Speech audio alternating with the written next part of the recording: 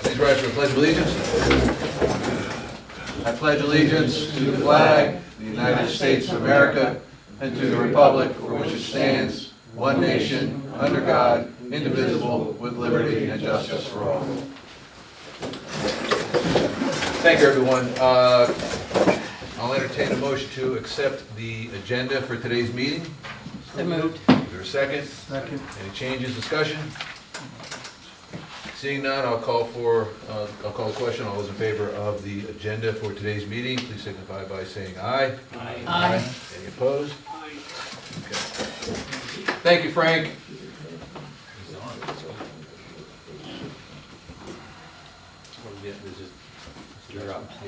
Next item is President's remarks. Just nothing. First of all, I think Colette will be here. I talked to her earlier today. Frank is on the phone. Frank, how is the volume? Can you hear us okay? Yes, I can. All right, and we have, just for everybody watching or being here, we have one microphone. That's our audio-visual, so we'll be able to pass the microphone around to have folks chat. First of all, I want to, like usual, want to thank everybody on the Budget Finance Committee. I know they do a lot of work, not only reviewing the budget from previous years, looking at where we are this year and helping us plan for future years. So it's a cooperative effort between the Budget Finance Committee, the GM, the board, and I'm looking forward to this entire process and getting a budget that we're all comfortable with and can execute for next year. That's all my comments, so now I'll open the floor for public comments. As with other public comments, please state your name. Are there any public comments? Can I make it about anything? Can I say something It has to be, about the minutes? yeah, it's gotta be, Okay. it's gotta be about this meeting. Okay, it's gotta be about the budget. I wish I had a better, The general manager is charged with doing the budget, not the Budget and Finance Committee, so I'm curious why the general manager's not here. he had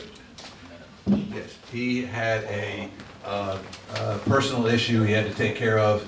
I won't go into details, but it was a legitimate excuse for him not being here. We knew he wasn't gonna be here. He is available online if we had some specific questions relevant to the subject matter for today. Other public comments? Excuse me, Doug, and he has provided, and the general manager has provided feedback to the correspondence that has been going on between the board in regard to the budget guidance that we're about to go over. Thank you. Thank you. Any other public comments? Seeing none, I'll close the floor for public comments and move into the first item of new business, and that is the acceptance of the Budget and Finance Committee guidance. As we've done in the past, I'm going to suspend Robert's Rules of Order and go into a discussion. I will leave it up to my colleagues, but I'd ask Dick, would you prefer to go one by one and cover these items and then follow up on any questions, or does anybody up here have another approach that they would like to consider? Then, I'm sorry, Tammy, I'm thank sorry. you. I would appreciate it personally, although I certainly could be outvoted in this, is because for several of us, I know Larry knows a lot about this, but for several of us, we're relatively new.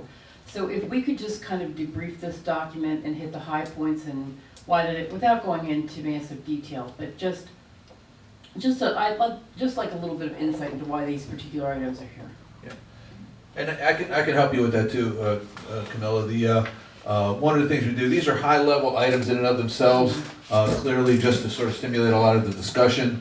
We will certainly go into much more detail when the process starts to matriculate a little bit more and really get into the, Okay. the more of the, I like to call it the meat, potatoes, and nuts and bolts of all of this. But this is kind of, from the budget guidance perspective, it gives us that first look.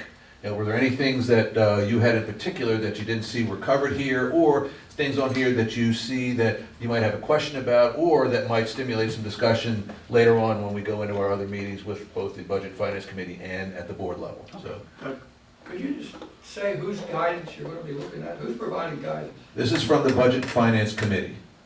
The board's not providing guidance? No, the Budget and Finance Committee provides guidance to the board at the beginning of the budget preparation process. Yeah, FO2, yeah, I mean, that's in our book of resolutions. Actually, I have last year's as well, just as a reference. Larry? And Camilla, to expound a little bit more on what Doug had to say, when the the process, when the budget is developed by the general manager, these are the things, when they have a question or an issue as to where where they think the board wants to go, and the Budget and Finance Committee, this is the guidance that they can go back to. And then also, when we move into the process of actually having the budget hearings, the Budget and Finance Committee will have a 3-day hearing, go over every line item of the budget. And again, it'll all, if there are questions or discussions, it will all come back to the guidance provided from the Budget and Finance Committee to the board, which in turn goes back to the Budget and Finance Committee. And then ultimately, the board considers all of that when we do our 3-day meeting after the Budget and Finance Committee, so we get to a final budget. So that's really, this is the framework of what we want to do for the upcoming year. Okay, thank you. Frank, did you have a comment?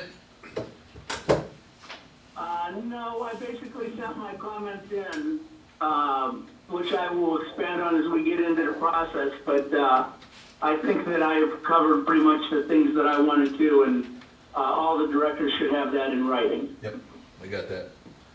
Okay, well then, Dick, I'll turn it over to you. We can go through these line by line and, stimulate discussion as necessary. That sounds great. I do have a, is this a speaker? No, that's so Frank can hear you, so this is so, this microphone is so the rest of the Okay, podcast. very good.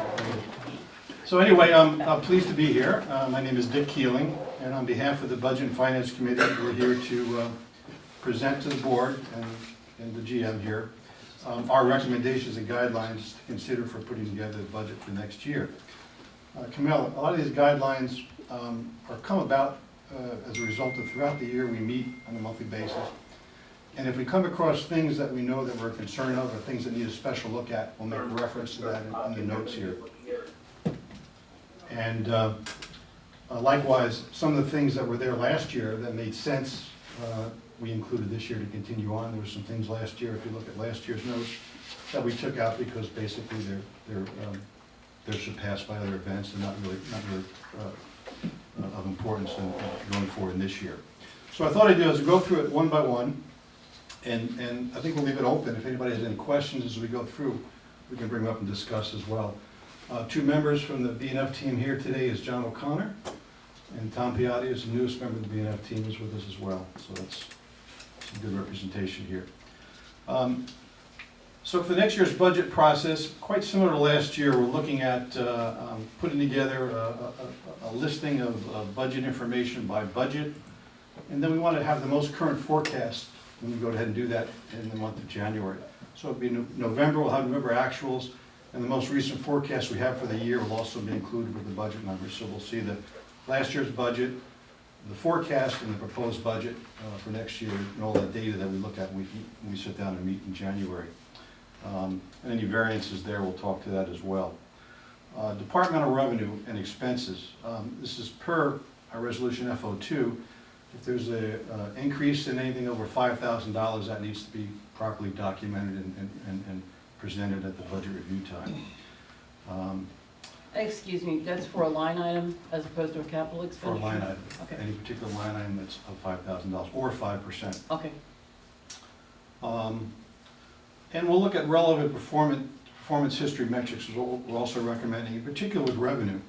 If we have any new revenue proposals that are going into the budget, we want to make sure there's really sound forecasting and sound input given into what kind of revenues are being projected for those new models. There may not be any, but if there is, really we need a close look at it because we don't want any inflated revenues. Likewise, we want to make sure any other revenues for other departments are also properly documented well going forth into the year. That includes prior revenues by category. And then a membership schedule is really important because that looks at all the different membership programs that we have and the kind of revenue we're generating from that. So that was presented last year and it's being recommended that we present that this year with a little history as well, looking at what happened in previous periods as well, previous years as well.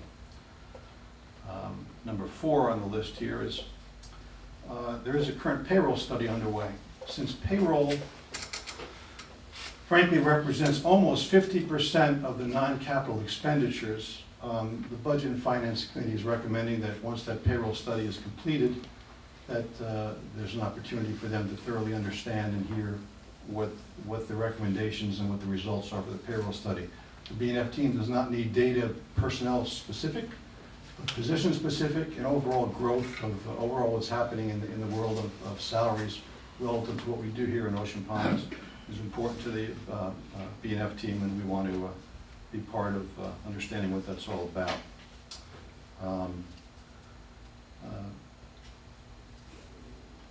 We're also recommending that that it includes benefits and any kind of fees associated with it. Merit increases should not be across the board. Merit increases should reflect some kind of reasonable salary inflation component to it compared to what's happening in the rest of the world, or particularly with the kind of developments, the kind of associations and municipalities that are similar to us. Looks like you have a question. This is what's going to be arduous, so. Dick, would you want to change seats? Be easy? So I think number 4 is very interesting, just share with my colleagues here that I think one of the things that comes to mind would be, after the payroll study, I think it's fair to assume that we would be doing some sort of adjustments without having to do anything with regard to merit increases. In other words, just sort of getting the salary in line. So I think one of the challenges would be, what comes out of that salary study and what adjustments need to be made in order to be in line with commensurate jobs and so on and so forth. The other part of it is obviously policy that has to go along with, where we do merit increases and so on and so forth. I would be looking for the operations team to have some form of a policy on how we handle merit increases, because across the board is, I agree with you, we will be doing some adjustments, but I think it's very important that we have to consider for our discussions the idea that there are going to be some things that don't get adjusted and some that do, and we have to be prepared to handle that. So I had this in my notes.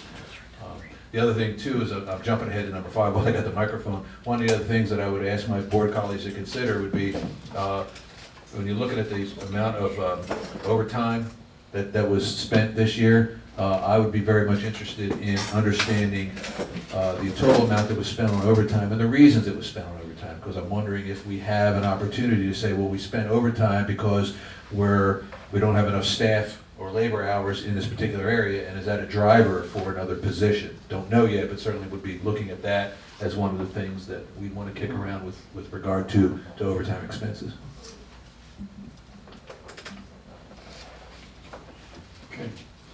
Item number 5, as you referred to, Doug, includes to a chart that we had last year, which is very good, and the team is now saying that that chart is a chart of full-time equivalents. So it looks across the whole organization by departments, and it indicates, with the full-time employees that we have, it's a part-time employee. They're listed fractionally as to their tenure here.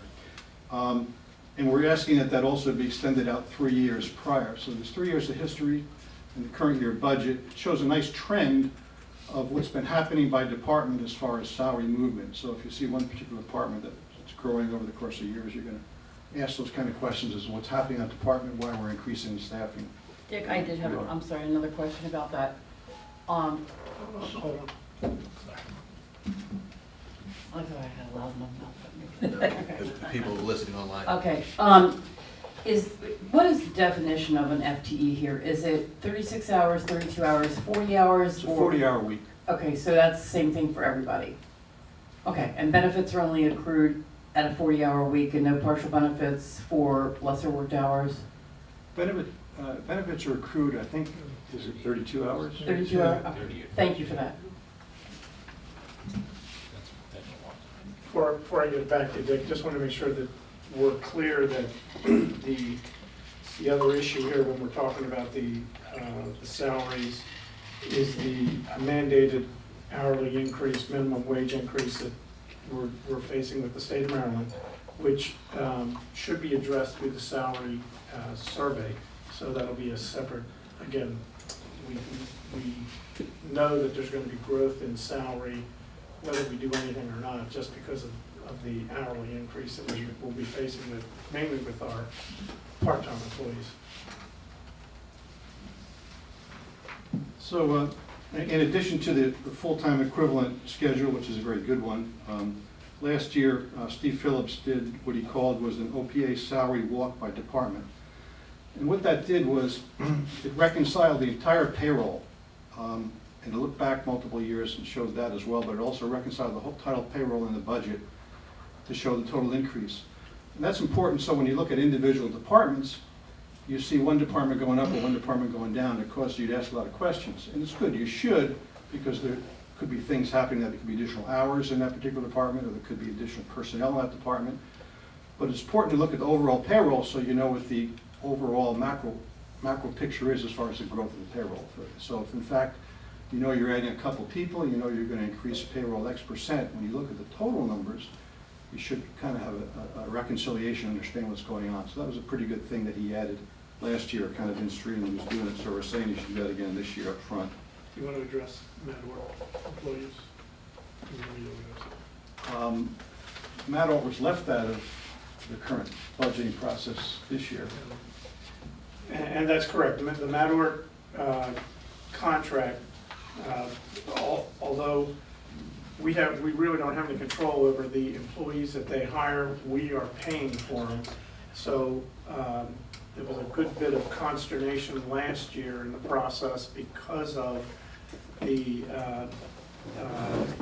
number of employees that Madwar had paid during the year and we're anticipating this year. The reality of it is, we've contracted them to run our food and beverage operation, and we need to leave it up to them to handle the employees, and that's part of the contract.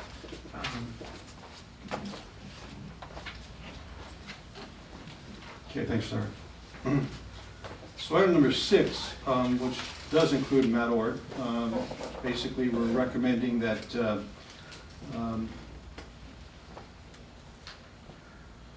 so it obviously would be based on a new contract with Madwar, which is basically already completed, I believe, or it's in the final throes of being contracted. It does it takes effect next year. It does, yes. And we'll be looking at it when we do the budget going forward next year. So we're saying the margins should be highlighted and explained, so we should be able to see what kind of good margins, what the margins are from the business that Madwar's actually doing, include the cost of food and cost of beverage. The new contract should be reviewed with the B&F team and explained in pretty good detail. And this is something that maybe does not have to wait till January. This is something we can do as soon as the contract's finalized. And I would recommend that we do that because we just another thing that we can get out of the way in preparation for a January meeting. There should be a detailed budget plan for the banquet business and also for Terms Grill, reflecting the new country club build. If there are any special banquets going on, they should all be listed and planned for accordingly. And as in the past, B&F is recommending that Madwar develop and publish metrics or key performance indicators geared towards continuous improvement for both food services and for both banquets. We know that Madwar basically is contracted to independently do their thing there, but I think it behooves the organization to basically look to Madwar to basically develop and share with us the kinds of things any professional food service company would be doing to improve the quality of their service, to improve their customer service, improve their efficiencies and so forth, and costs and so forth. So we would look to Madwar to be able to present those. And also, the general manager will be working with Madwar to basically prepare for the January budgeting process, as I understand it, and the general manager, in conjunction with Madwar, will be putting together a full P&L for Beach Club, for the Yacht Club, and also for Terms Grill.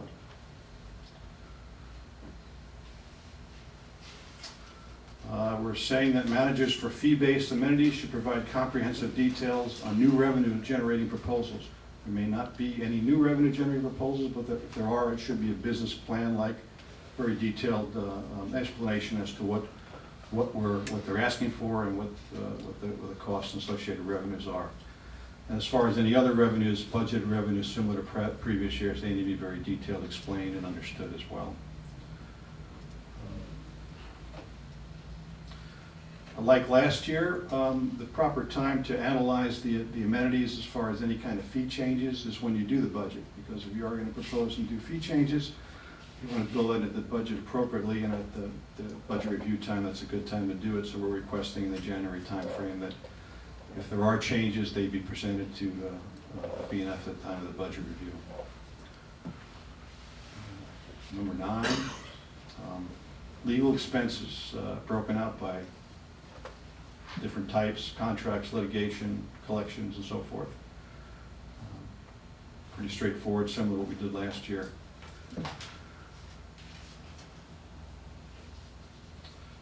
Golf operations needs to reflect the country club's renovations. Skipping up 10. Okay, we did, didn't we? I Okay. have a question about that. Okay, good.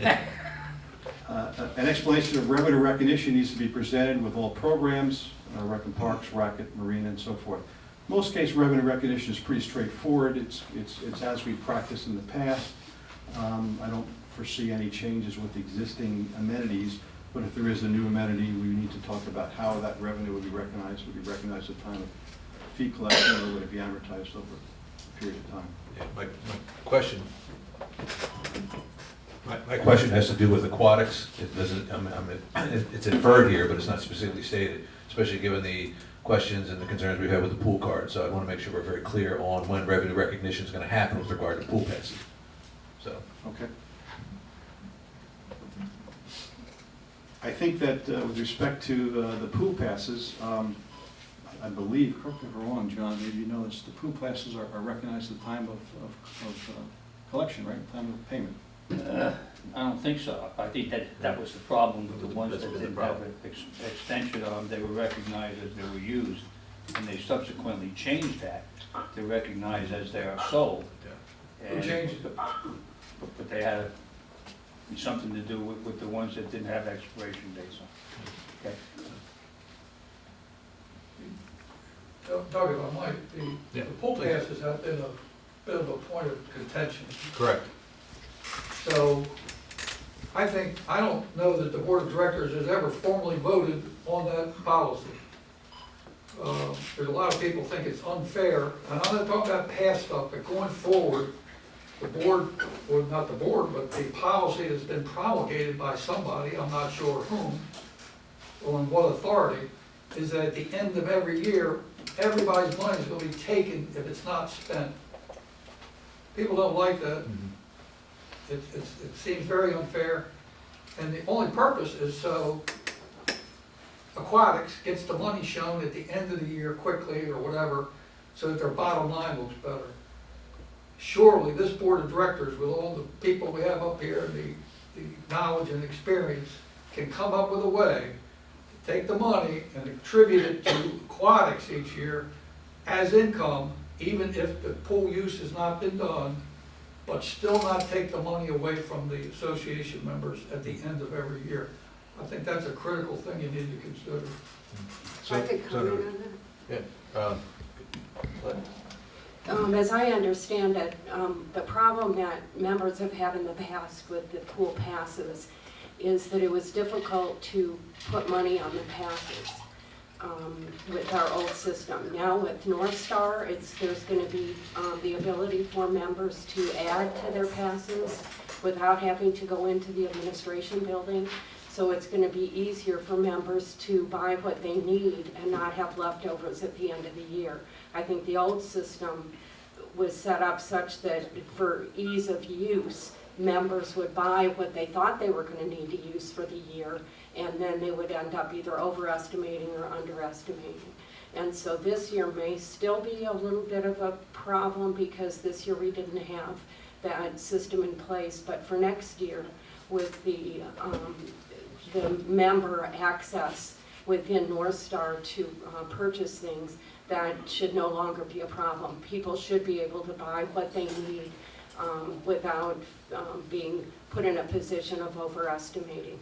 And, you know, I think there's a misconception that money's being taken from people. People are buying what they think they need. If they overestimate, they overestimate. We're not taking from them. They are buying what they think they need. And it was clear at the beginning of this year that the pool passes expire at the end of the year, so when people purchased, it was made clear to them that what you purchase, be prepared to use, or come back in and refill your cards. The payback that's going to be available at the end of this year are for people who bought passes previously that did not I have an wasn't addressing expiration date. previous. I realize that. I'm just kind of expanding upon what the answer to your question. Thank So you. I think My last word on the subject, I don't want to drag it out. I think you're rationalizing, and I think that you're not thinking the way 8,400 or so association members are thinking. I see it all the time. There are major complaints. It may be complaints about nothing. Maybe it's $5. But in their mind, the association should not be taking their $5. And I have not yet heard from any board member, anybody on the staff, as to why we must take their money, whether it's 5 cents. Why take their money and aggravate people for nothing? Thank you.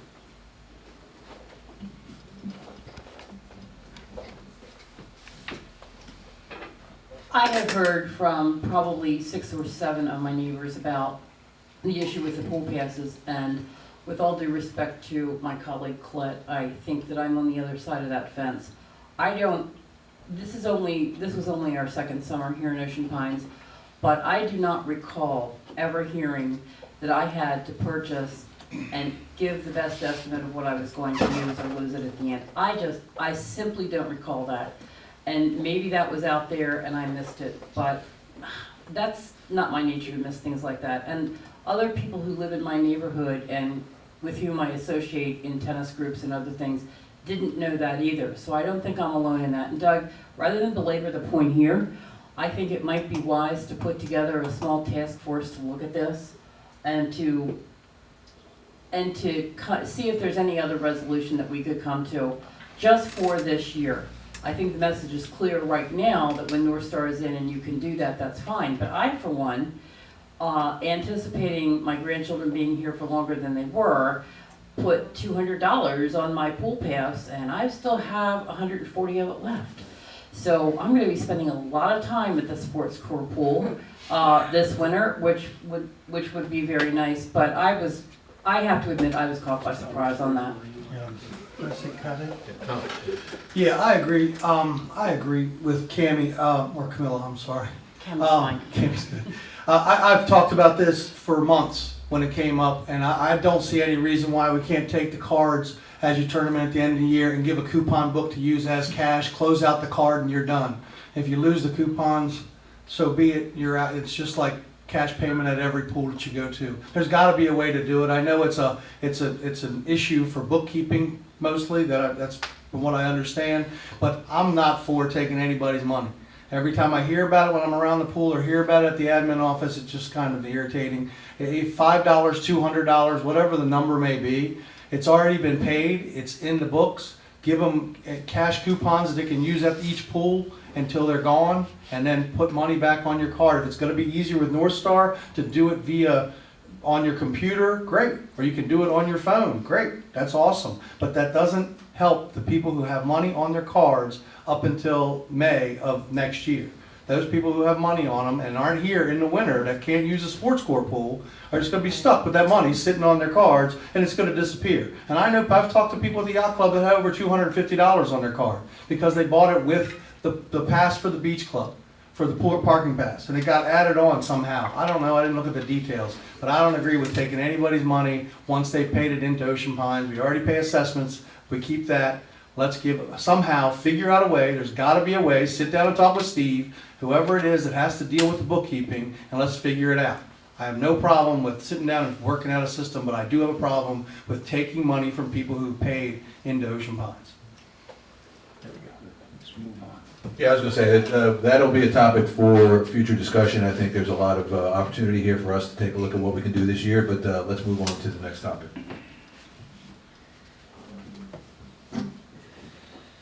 Okay. Number 11. Item number 11 states that golf operations need to reflect the country club's renovation plan and schedule. Detailed accounting of the inventory for maintenance should be presented. And the golf shop should have a separate plan, golf pro shop should have a separate plan presented as well. Golf will be kind of interesting this year because depending on what happens with the renovation and the golf shop and associated Turns Grill, it'll be really up to assumptions that will be in a better position may come January, but I'm sure there'll be some forecasting assumptions made there going forward that depend on all on construction progress. Last year, number 12, we're asking for the fire department to present in person. Last year they didn't, and this year we're asking that happen. I got a question. Yeah, and last year was an anomaly. The reason they didn't present is because the information was not provided, or not requested, and as it turned out, the treasurer, myself, and the general manager did meet with them, and then we presented the information afterwards, but they will be presenting again this year. Got a question? Yeah, well, I would agree with Larry. I'd also like to point out that yourself, John, and Ted Maroney did a very good job in getting all that information together and kind of tying up the loose ends. One of the other things, we don't have to answer today, but do we need another MOU with them? All right, so just let's figure out what it is we need with regard to the MOU. The MOU was submitted to the board last fall. Right. Are there any changes? Well, it was submitted with changes, Okay. and so we're waiting for approval. Yeah, so we need to review that. Yeah. Okay, number 13, police department, general admin, finance should provide details of expenses and revenue, and all consultants must be substantiated. Capital budgeting. Capital budget should be presented separate from the operating budget and be structured in a rolling multi-year format that includes budgeted, unexpended capital items from prior years. It's kind of a true-up of the projects. Multi-year plans should be approved with the reserve amounts. Unexpended amounts from prior years. Approved budgets must be approved and reapproved as part of the new budget process.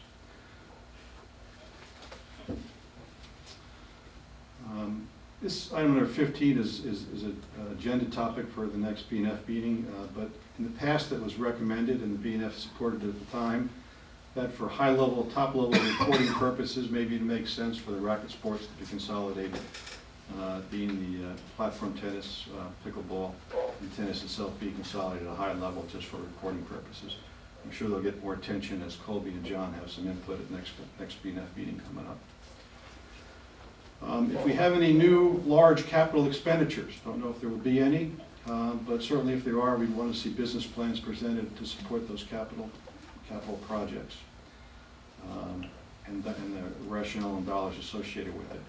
Replacement capital expenditures from the replacement reserves should include dollars and rationale for expenditures in very good detail. Any variances should be explained and supporting details associated. Any estimate, if we have a large new project, a large new capital project, we're building something significant, part of that justification process should include the ongoing costs associated with maintenance for the particular asset or the operations of the asset. Sometimes you just look at a capital project and it costs $1.2 million to build X. Well, once you have X, there's costs for operations and maintenance support of that project. That should be part of the justification process and part of the return on investment when you take a detailed look at the project. So we're recommending that be included on that's a Jeans Ringsdorf key item there. That came about because of the pool cover, that recommendation. The cover in no one anticipated the expenses of running a pool, indoor pool. It only makes sense, it's logic. There's, when you have large assets, there's costs that are operating costs that you need to look at when you approve the project itself. Number 17, budget and finance will include a review to ensure proper oversight and periodic follow-up on any kind of capital budget. The reserve study will be updated when appropriate as the year goes on. The reserve study date that from DMA was September of 2018. We'll look at that. We recommend that that be reviewed and updated. And we'll also want to recommend in the future when we would look at it, bringing DMA back in for additional work. Hey, Dick, got a question, and we can answer it later. Have we assigned someone, I know Gene took care of updating the reserve study. I don't know that it's officially a requirement of the B&F committee, but I think one of our requirements is to, let's make sure we identify someone who's going to maintain that reserve study, because he did a terrific job at getting it up to date. I think it's our responsibility to keep it up to date. Yeah, it's been taken care of, Doug. Our new hire, Julia, Okay. working for Steve Phillips, she's got Excellent. Gene's Okay. spreadsheet, and she's gonna handle it. Thank you.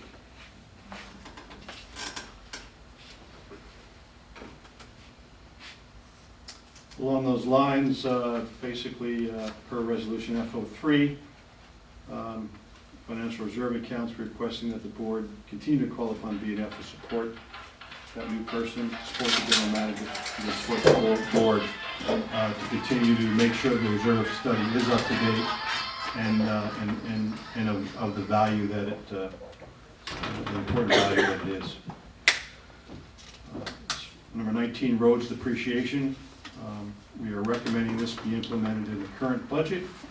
The funding of roads is now only from the casino funds and any kind of county funds. And the casino source is unpredictable. An approved roads improvement plan must be developed, presented in B&F's opinion prior to allocating any budgeted increases in funding for that. So a plan with planned work and the timing of that work to happen, we would then support putting the proper reserves in there. Bulkheads. Yeah, question about the road reserve. Did you say that, I think he's picking it up over here. Picking it up, okay. The road reserves, I thought you said that the casino funds were unpredictable. Did I hear that properly? No. Well, they're not a guaranteed source of income long-term, so they're Well, somewhat. I mean, you can say that about everything, but if anything, I think they've been going up and they've been consistent. There was a fear that they would go down when table games came in. I believe Tom Terry made that an issue, but it's been to the contrary. I believe since table games have come in, the income from slots is actually going up for us. What is it now, 300, 320 a year? About 3.25. Pardon? About 3.25. 3.25. I don't know what depreciation would add to the assessment. Depreciation, just for clarity, if you add road depreciation, or start collecting road depreciation, that is an absolute 100% direct increase on the assessment. And at the rate we're building roads around here, or doing roads, we haven't even been doing any. I just think that needs a lot of thought. I don't think we should just arbitrarily increase the assessment for road depreciation. That's something that Marty Clark has been arguing for 10 years or more. I don't think we ought to increase that unless we, at the very minimum, we have a plan in place that tells association members when we're paving these roads, how much we're spending on each one, and related to the reserves, and why we need to do this. Joe, what you missed is the last sentence. An approved roads improvement plan must be developed and presented prior to increasing any funding. But a plan for road improvement does not necessarily mean you need to depreciate the roads and increase the assessment. No, just say, before you increase the funding, make sure you have a plan what to do with the roads, which is what you just asked for. Joe, I think we're saying the same thing.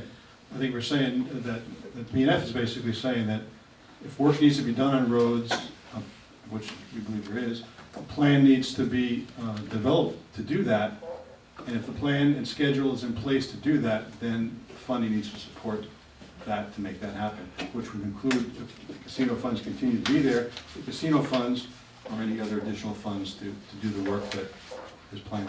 We have it.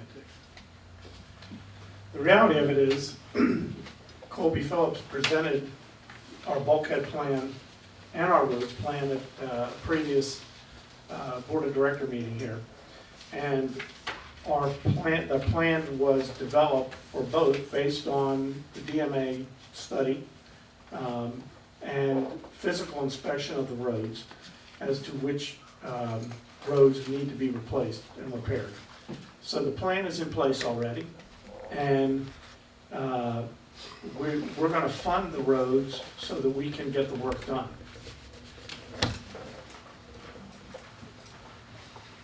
Piece of paper. Thank you for showing me that piece of paper. Okay. Number 20, bulkheads. Requesting a detailed current fiscal spending projection for bulkheads. Based upon the projected spend compared to the fund balance and the detailed work for 2020, B&F will give guidance.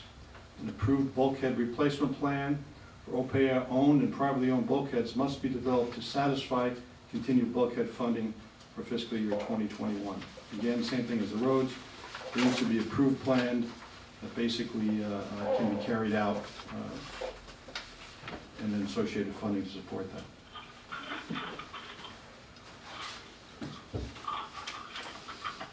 Number 21, B&F is indicating that, recommending that alternative funding mechanisms for new capital expenditures should be explored. I know that one is currently being explored with the board right now.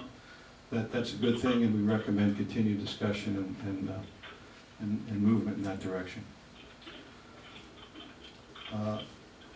Similar to last year, number 22, all prior losses need to be addressed with a plan to fund it. So this year we recovered $600,000 of the prior loss, and that should be incorporated into the business plan for next year, budget for next year as to what we're going to continue to do there.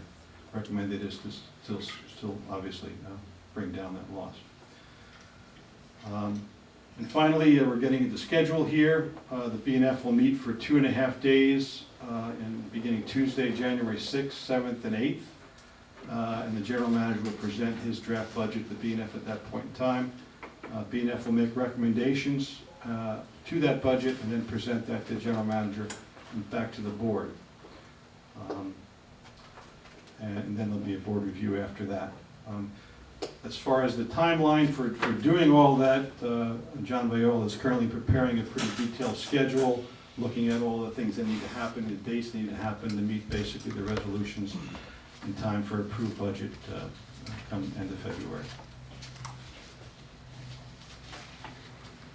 So that is the full recommendations from the Budget and Finance Committee. Questions?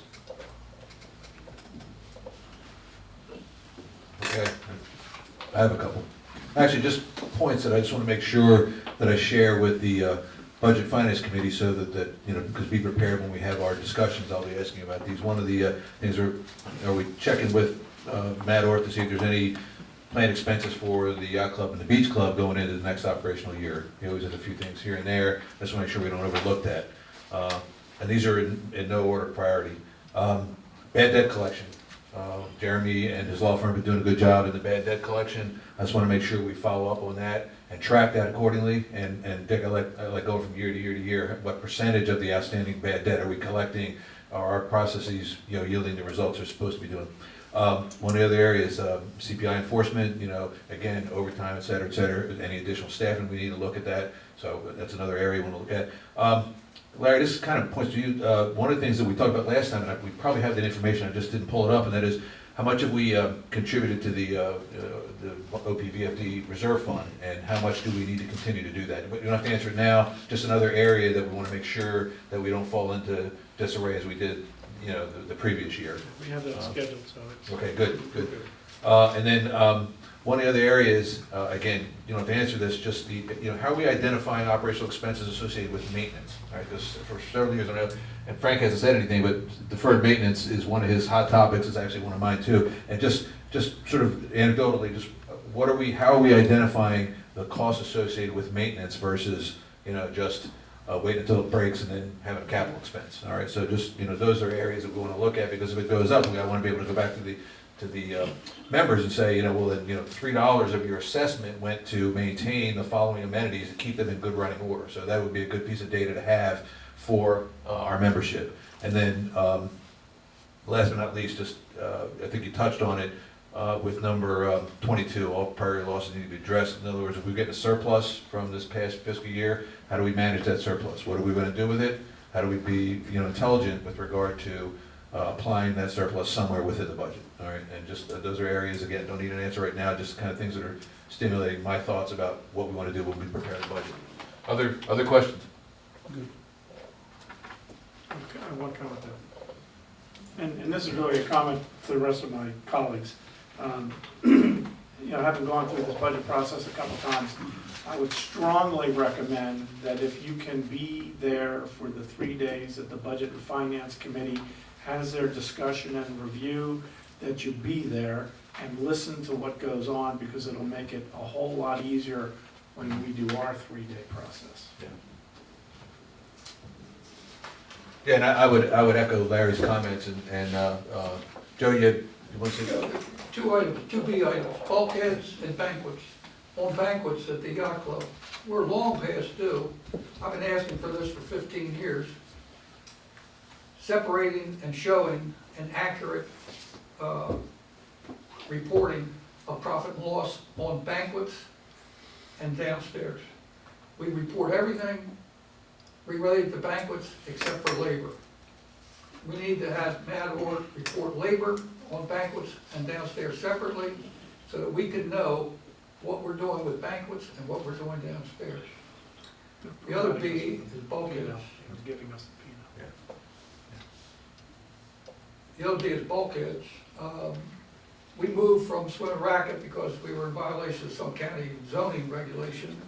Now we moved over to wood duck, and we're violating in a different place.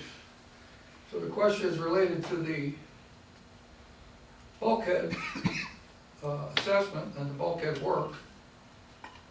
Is that Frank Daly, is Frank on the line here? Yeah, Frank's on. Frank Daly estimated it was gonna cost, I don't know, 45% more, 15 million more, whatever, a lot of money, by bringing in and working on the bulkheads from some remote location.